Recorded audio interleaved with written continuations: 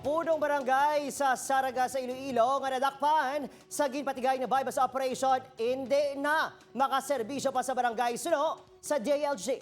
Yaring balitang itutukan ni Zen Kilantang.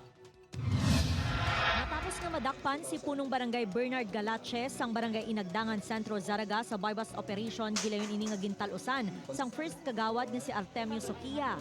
Madumduman nga ginoperate si Galache sang Biyernes sa diin na recover ang 80,000 pesos nga balor sang illegal nga droga. Nagpositibo man sa drug test ang kapitan. Suno sa Municipal Local Government Operations Officer sang DILG, hindi na makaserbisyo si Galache sa barangay kag wala naman sang benepisyo lakip ang honorarium nga makuha ang kapitan.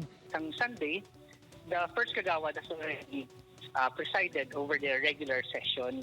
So, in terms of continuity, wala man ta problema. Kay ang una itong fear namon is that kung si punong barangay is involved, is there a possibility bala nga the other officials are involved. Pero so far sa intel nga nakuha natin, wala man itong problema ang iba niya barangay official. Dugang pa sang DILG, bangod hindi umalista ni Galache ang iyang ngalan sa Barangay Anti-Drug Abuse Council. Ang Municipal Council na ang nagdesisyon nga malakip ini sa watchlist bangod madugay na nga na-monitor ang iya illegal nga aktibidad.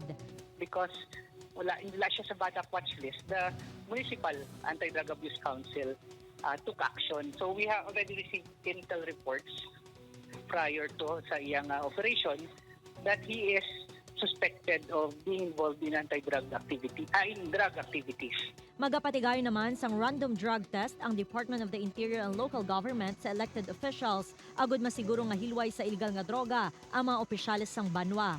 Upod kay Hans Desierto, Zen Kilantang, One Western Visayas.